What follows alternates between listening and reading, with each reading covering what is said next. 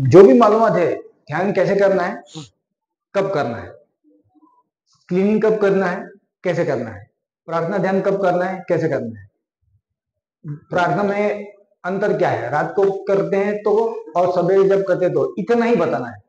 बाकी सब काम मालिक के ऊपर छोड़ना है, मालिक को ही करने देना है। ज्यादा कुछ भी बताना नहीं है, डिटेल में बताने की आवश्यकता नहीं है, क्योंकि अगर हमने अपना दिल खोलने की कोशिश की तो वो लोगों को बहुत हैवी हो सकता है और वो हैवीनेस के कारण वो हमसे भाग सकते हैं। ऐसा उनका स्पष्ट मत था और वो मैं मान्य करता हूँ, क्योंकि मैं बहुत बार एंथुसियास्टिकली बोलने की कोशिश, मगर वो हर वक्त मुझे मी आहे कान्हा शांतिवन हैदराबाद सॅटेलाइट सेंटर मध्ये येथे बायचार या प्रकल्पाबद्दल जास्तीत जास्त माहिती समजून देण्यासाठी तो ये हमें बहुत ही कंट्रोल करना पड़ता है, और वो कंट्रोल करने के लिए कंट्रोलिंग नॉब वो रखते हैं अपने पास, और इसलिए हम लोग सबके बहुत शुक्रगुजार हैं। और मालिक ने उन्हें चुना है इस काम को करने के लिए, इसलिए भी मैं बहुत लोगों को बोलता हूँ बहुत बढ़िया, वो तो जहाँ जहाँ जाते हैं कशा प्रकारे खत बनवू शकतो त्याबद्दल थोडी माहिती एकदम बढ़िया सा हो चालू आहे। अभी आप बोलेंगे त्याच्यामध्ये आमचे अभ्यासी टीबी नाने साहेब आणि महाराष्ट्रामध्ये बोला त्यानंतर आता आपल्याला महाराष्ट्रामध्ये सगळ्या ट्रेनिंग सेंटर मध्ये तर परमिशन मिळालेली आहे। आता इथून पुढे 35 राज्यामध्ये आपल्याला हे काम करायचं आहे। प्रत्येक सीपी ऑफिसला, एसपी ऑफिसला, या सगळ्यांमध्ये आपल्याला आता भरपूर प्रमाणात काम करायचं आहे।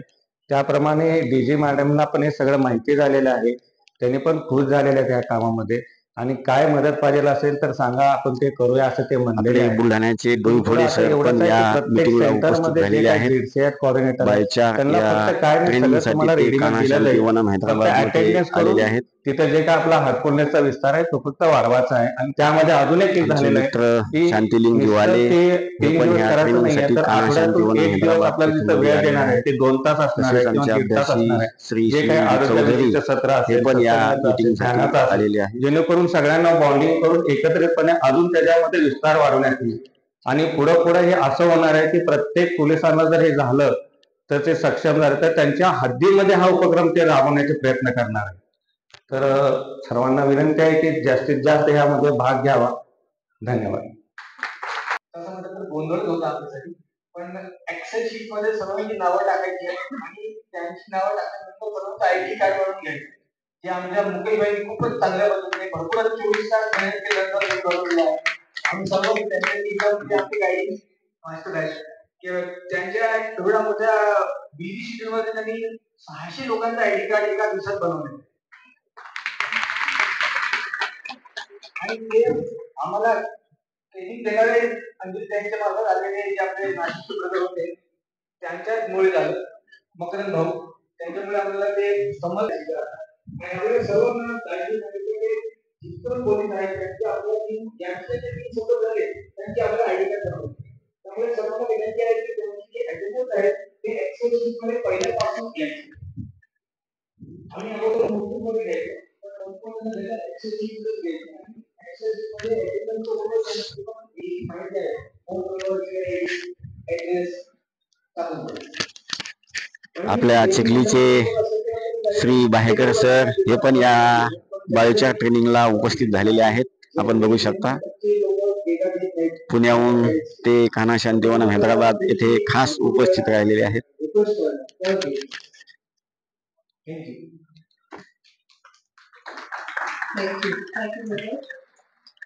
तर बालाजी भैया सगळ्या टीमचे खूप अभिनंदन। म्हणजे त्यांच्यात खरंच एक खासियत आहे, काहीतरी टेक्निक आपण विचारूया की आपण अनेकदा वेगवेगळ्या ऑफिसमध्ये गेलो पण इतका सक्सेस रेट जो त्यांचा आहे तो आपल्याला मिळाला। काम सुरू आहे की आपण दिसून येतं, ट्रेनिंग सेंटरमध्ये काम सुरू आहे तर त्यांचा काहीतरी ओरिजिनल थॉट आहे आणि ते दाजींनी आपल्याला डायरेक्टली एक रिमार्क केला त्या दिवशी, आपल्याला सगळ्यांना लक्षात ठेवलं पाहिजे।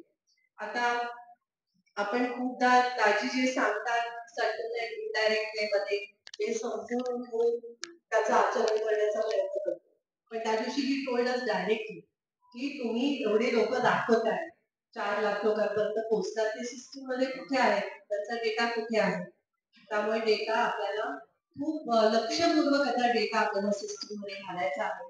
म्हणजेच त्यांना अपडेट्स मिळतात, म्हणजेच त्यांना लीड्स मिळतात, म्हणजेच ते ध्यान करतील. नाहीतर तसं उपयोग नाही आपण त्यांच्यापर्यंत पोहोचू. सो सगळ्यांनी प्लीज लक्षात ठेवा की जिथे जिथे तुम्ही HFM घ्याल तिथे आपल्याला एक्सेल शीट डायरेक्टली अपलोड करता येते. आता युनिफाईड इव्हेंट्स पोर्टल म्हणून आपलं एक पोर्टल आहे. तर आपण प्रत्येक झोन मध्ये एक व्हॉलेंटियर आता तयार करतो आहोत जो तुम्हाला हेल्प करेल. बोर्डवर दिसेल हे एवढं काम झालंय. त्यांना दिसलं पाहिजे जे होते. तर नक्की सगळ्यांनी आपण ह्याच्याबद्दल पण एक ट्रेनिंग घेऊ. ह्या हेल्थ डिपार्टमेंटचं आपल्या सगळ्यांना माहितीच आहे. पण मात्र ह्याच्या पुढे अजून काही काम झालं नाही. जसं फेज 1 मध्ये एकदम धडाडीने सगळ्यांनी हेल्थ डिपार्टमेंट मध्ये जाऊन DHO, कम्युनिटी हेल्थ ऑफिसर अशा काही सगळ्यांबरोबर संपर्क साधून ज्या वेगाने काम केलं.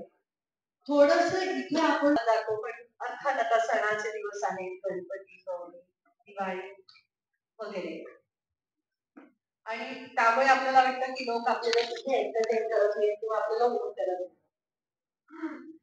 पण आपल्याला ऍक्च्युली गव्हर्नमेंटचा आधार लागणार आहे. अजून आपल्याला तेवढं काही काही गावांमध्ये एंट्री मिळते ते आपल्याला खूप चांगले समजत आहे.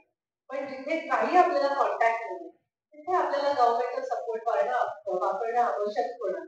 त्यामुळे आपण पुन्हा एकदा ह्या लेटरचा आधार घेऊन पुन्हा एकदा DHOला भेटून परत एकदा हा उपक्रम सुरू करूया. हे लेटर पहिल्या लेटरचा अर्थ नाहीये. त्याच्यात आपण एकदम स्पष्टपणे 3 दिवस इंट्रोडक्टरी सेशन आणि त्यानंतर आठवड्यातनं एकदा फॉलोअप असं आपण त्या लेटरमध्येच मागितलेलं आहे. त्यामुळे ते आपल्याला सपोर्ट करतील. बदला त्यांना ऑर्डर आले. त्यामुळे आपण आता सेकंड फेजसाठी प्लीज त्याचा आपण सगळ्यांनी प्रयत्न करू. मी म्हटलं आता ह्यांच्याकडनं इथे म्हणजे एज्युकेशन सेक्रेटरीकडनं आणखी डेप्युटीकडे गेलं. डेप्युटी म्हणाले आम्ही त्यांना पाठवलं आता पुण्याला पाठवलं मिनिस्टरला. म्हणजे आता काय नाही आता आणखी कोणाला फॉलोअप करायला लागलं. त्यामुळे आम्ही जरा थोडेसे ह्याच्यातच होतो. मग त्यांनी त्याचं नाव सांगितलं. मी संजय भाई यांना विचारलं की ब्रदर आम्हाला यांची अपॉइंटमेंट तुम्ही करून देऊ शकाल का. तर संजय भाई म्हणाले मी हल्ली तर 3 सेटिंग घेतले. नितेश ब्रदरने त्याला 3 सेटिंग केलेले आहे. मग आम्ही एकदम सगळे चिअरअप झालो की ठीक आहे त्यांना माहिती आहे सहभाग आणि ते घेतात सेटिंग. त्यांना वाटतं शुक्ला ब्रदरनी पण सेटिंग दिले आणि म्हणजे त्यांच्या डोळ्यात पाणी ते सगळ्यांच्या पाया पडत होते. तर मला ते त्यांच्या भाषेत काहीतरी सांगत होते. कधी पावरी भाषा वेगळी असते आपल्याला समजत नाही. त्यामुळे त्यांना इतकं गरीबरून आलं त्यांना कोणाला धन्यवाद म्हणावे कळत नाही. त्यामुळे ते सगळ्यांनाच फक्त म्हणजे इतके जे भोळे आणि साधी लोक असतात त्यांना खूप पटकन अनुभूती होते देवा. तर हे काम पण चांगलं सुरू आहे आणि इथे जी अॅग्रो फॉरेस्ट्री आहे ट्रायबल बेल्ट मध्ये त्या संदर्भात पण खूप काहीतरी चांगलं काम सुरू आहे. हे अर्थात या नंबर 1 भारतामध्ये महाराष्ट्र. हे मात्र प्रत्येकाचं श्रेय आहे. ईच अँड एव्हरी अभ्यास तुम्ही काम केल्याशिवाय हे झालंच नाही. हे कोणी एक व्यक्ती करू शकतो. जिथे जिथे आपण जातो आपण आपल्या आत्मबद्दल चांगली गोष्ट सांगतो. तुम्ही करून पहा. तुम्हाला प्रिसेप्टर पर्सेंट ऍप डाउनलोड करून बघा आणि असं हे आपण वर्ड ऑफ माउथ हे स्प्रेड केलेलं आहे. त्याचे हा परिणाम आहे. It's a direct result of your motivated heart. त्या ऍपच्या संदर्भात आपण अजून पण काही थोडस ट्रेनिंग किंवा काही फीडबॅक आपल्याला विकासबद्दल देतील. तर तुम्ही आताच सांगता का?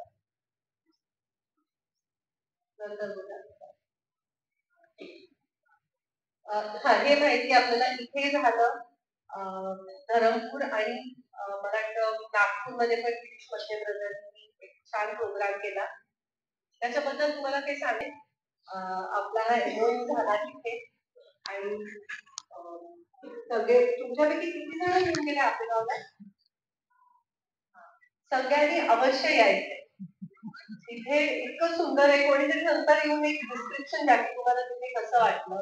किती सुंदर जागा आहे आणि आता सगळ्यांनी पुन्हा पुन्हा यायचंय आणि तिथे व्हॉलेंटिअरिंग करायचंय. तिथे जे काही काम आहे ते करायचंय. ते अजून तिथे म्हणजे सुंदरच जागा आहे. तिथे बसून ध्यान करावं असं वाटतं.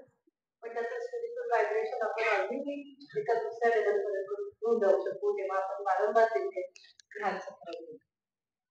अच्छा, हे पण खूप छान झाला प्रोग्राम. किती जण येथे त्यांनी हा अटेंड केला?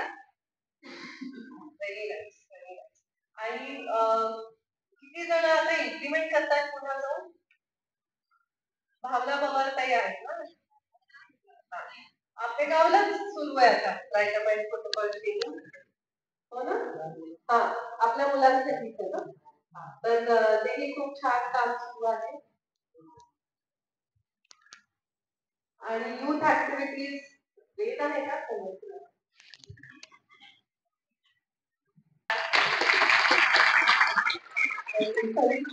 तुझ्या मनात काय आहे की आता पुढे काय करायचं सगळ्यांना?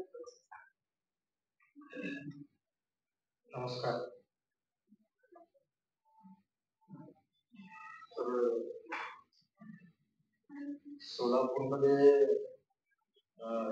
चे जे ऍक्टिव्हिटीज आहेत त्यांना डायरेक्ट आम्ही मेडिटेशन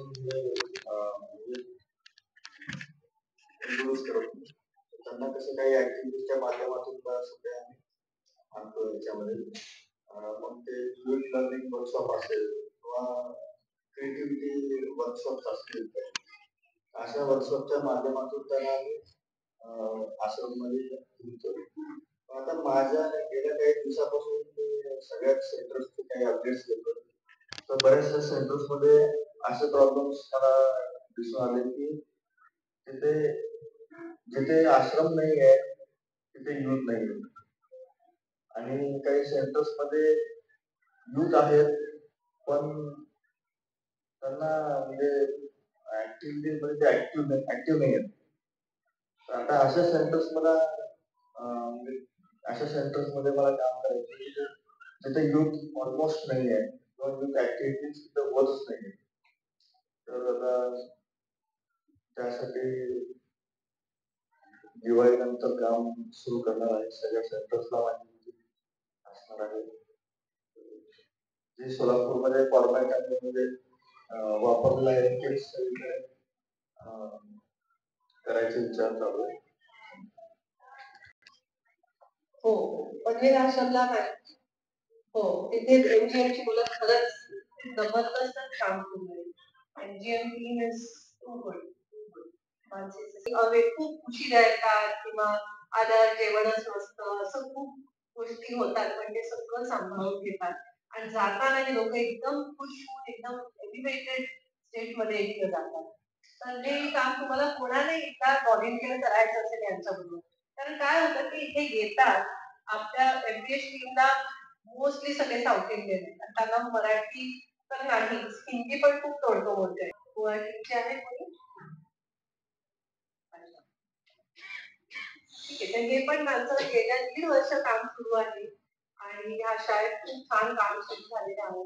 आता मला माहिती स्टेप आहे आपले एकात्म अभियान फेज 2 म्हणतात आणि 3 कॉन्सिक्युटिव्ह डेज सिटिंग आणि त्याच्यानंतर every week we are saying आम्ही एक वेगळ्या टॉपिक वरती बोलू. तर ज्यांनी बीइंग हार्टफुल एव्हरी डे आणि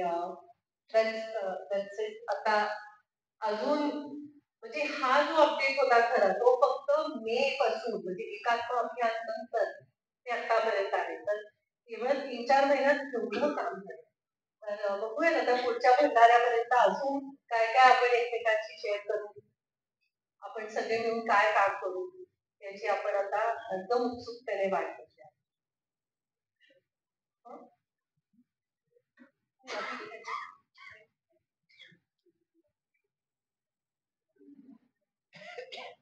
तर आता मला वाटतं मी नितीश बद्दल रिक्वेस्ट करते की आता आपल्या घेरबद्दल मी सांगितलं की आपल्याला आपेगाव आणि तिथला अनुभव जो आहे ज्यांना कोणाला पॉझिटिव्हिटीचा अनुभव आहे ती पण हात मारतात. ऍब्सोल्युटली. सो आपले जे सेंटर्स आहेत ते इतके 4 लोकेशन्स आहेत आणि त्या ठिकाणी आपण खूप छान ऍक्टिव्हिटीज मागच्या 16-17 वर्षापासून तिथे करत आलेलो आहोत. रिसेंटली आपण पानशेतचं जे आपलं रिट्रीट सेंटर जे होतं त्याला आता कन्वर्ट केलेलं आहे Panshet retreat centre of excellence. Centre of excellence म्हणजे काय? तर त्या ठिकाणी आपण ज्या काही ऍक्टिव्हिटीज करणार आहोत किंवा करत आलेलो आहोत त्याच्यामध्ये अजून कसं आपण खूप चांगल्या पद्धतीने एक्सलन्स याची नन्हे ब्रदरनी सांगितलं की आपण त्या ठिकाणी काय करतोय, बायोचारचं सेंटर ऑफ एक्सलन्स तिथे क्रिएट करतोय, हो ना. अशा पद्धतीने जर आपण बघितलं अजून सुद्धा खूप वेगवेगळे प्रोग्राम्स त्या ठिकाणी प्लॅन केलेले आहेत. त्याचे अनाउन्समेंट आपण लवकरच त्या ठिकाणी पूर्ण डिटेल्स पण देऊ. परंतु माहितीसाठी म्हणून सांगून ठेवतो की आपल्या अभ्यासींसाठी आपल्याला वेगवेगळे प्रोग्राम करायचे आहेत. शक्यतो काय होतं की जे सेंट्रल टीम कडून आपल्याला कंटेंट किंवा मटेरियल येतं ते आहे, तर आपण त्याच्यामध्ये युथ साठी वेगवेगळे प्रोग्राम, जसं आता आपण युथ कोऑर्डिनेटर्स कडून ऐकलं की त्यांनी काही प्लॅन्स केलेले आहेत, तर तिथे आपण रेसिडेन्शियल प्रोग्राम सुद्धा करणार आहोत युथ साठी. फंक्शनरीज सगळ्यात महत्वाचं आपलं जे अंग आहे ज्याच्यामुळे आपली पूर्ण ऑर्गनायझेशन चालतं, आणि हे जर आपण केलं तरच आपण आपल्याला जे अचीव्ह करायचं आहे, दाजींचं जे विजन आहे की आपण शेवटी कुठे घेऊन जायचंय आपल्याला आपल्या मिशनला. देखा तो जैसे भैया ने बताया होगा कि कैलेंडर फुल रहता है और 3 मंथ्स आपको वीकेंड भी नहीं मिलेगा क्योंकि कुछ ना कुछ प्लान होता रहता है, तो आप जरूर सब लोग ऐसे ही इसका इस्तेमाल करें.